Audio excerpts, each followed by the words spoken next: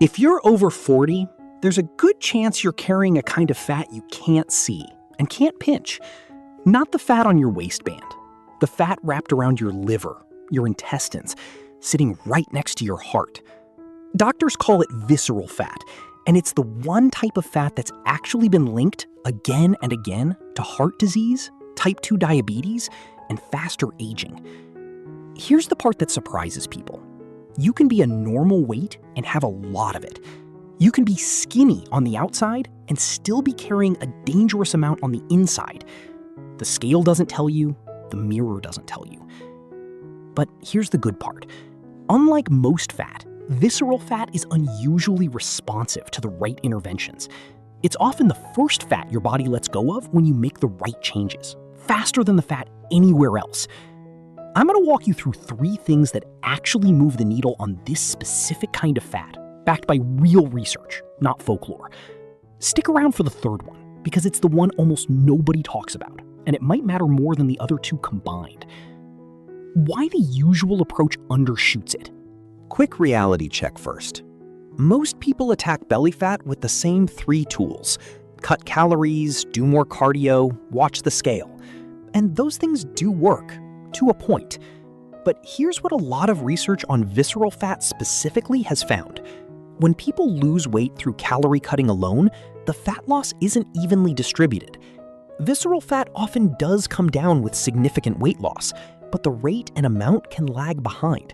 And plenty of people lose weight on the scale while their visceral fat barely budges, especially if the weight loss comes from muscle or water rather than fat. Why does this matter? Because visceral fat isn't just inert storage, it's active tissue. It releases inflammatory compounds into your bloodstream around the clock. That low-grade inflammation has been tied to insulin resistance, vascular aging, and metabolic disease risk. So losing 5 pounds on the scale and losing 5 pounds of visceral fat are not the same thing. And chasing the wrong number can leave you feeling like you're doing everything right while your actual risk hasn't moved. The good news? There are 3 levers that specifically target this fat, and none of them require some extreme overhaul. Lever 1. Cut ultra-processed food. Lever 1. Reduce ultra-processed food, not just calories. Here's why this is different from eat less. A 2019 NIH-led controlled feeding study found that when people ate an ultra-processed diet versus an unprocessed diet with the exact same calories, protein, fat, carbs, and sugar, the people on the ultra-processed diet ate more and gained weight, while the unprocessed group lost weight.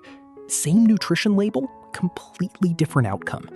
The difference wasn't willpower, it was food structure, how quickly it's digested, how it affects appetite signals, how easy it is to overeat. And specifically for visceral fat, several studies tracking diet quality have found that diets higher in ultra-processed foods and added sugar, particularly sugar-sweetened drinks, are associated with more visceral fat accumulation over time, independent of total calorie intake. Fructose in particular gets metabolized in a way that preferentially promotes fat storage around the organs, rather than just under the skin. So the actionable version isn't eat less of everything. It's build meals around whole or minimally processed foods, protein, vegetables, fruit, whole grains, and treat packaged snack foods and sugary drinks as the first thing to cut. Not because they're bad, but because they're the category most strongly linked to this specific kind of fat. You don't need to hit 0. Going from most of my food is packaged to most of my food is whole is where the real shift in research happens. Lever 2. Short, hard intervals. Lever 2.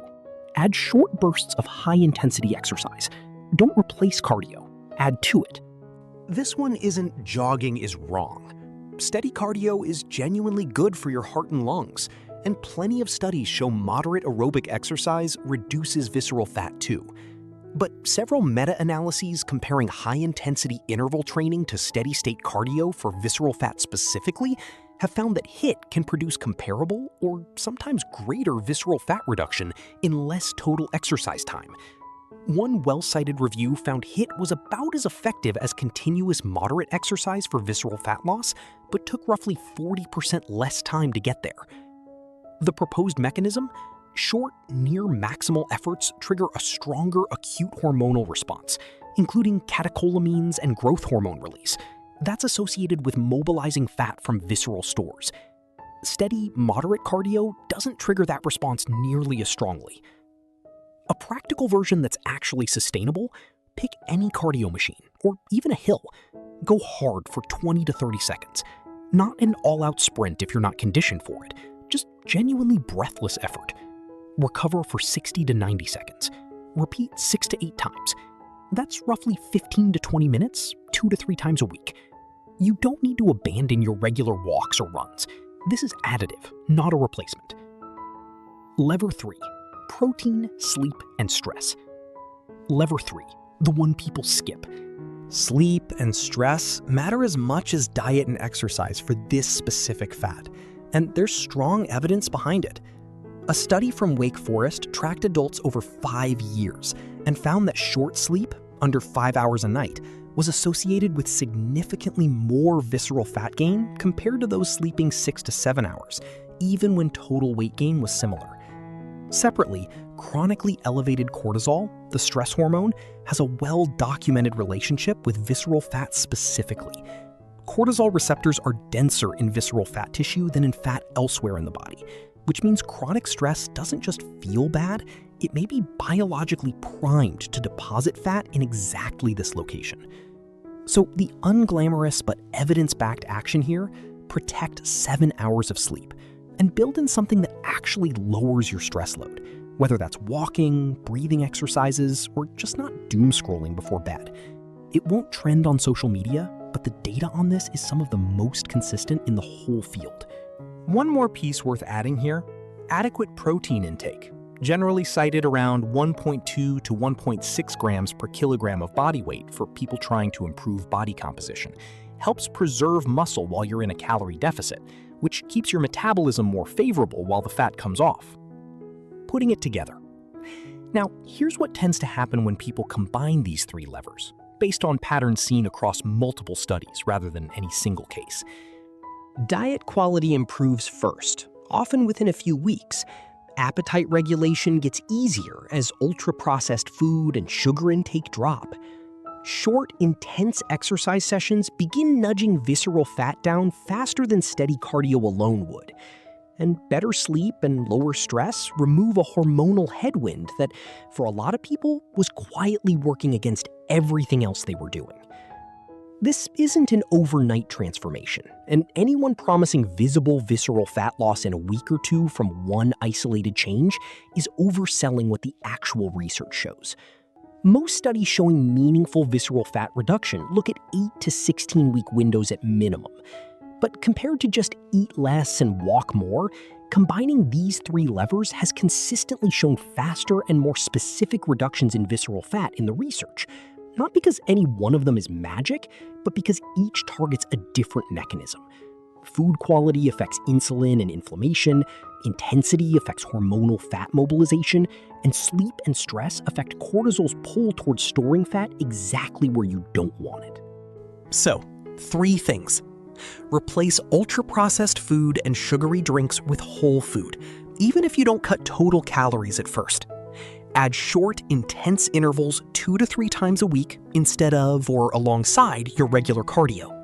And protect your sleep and manage your stress, because cortisol has a specific pull toward visceral fat that diet and exercise alone won't fully counteract. None of these are secrets. They're just the parts of the research that don't make for flashy headlines. If you want this broken down into an actual week-by-week plan, I've put together a free guide that walks through exactly how to structure your meals, your interval sessions, and a simple wind-down routine for better sleep. Links in the description. And if you want to go deeper on why cortisol specifically targets this fat and what you can do about chronic stress day to day, that's exactly what the next video covers.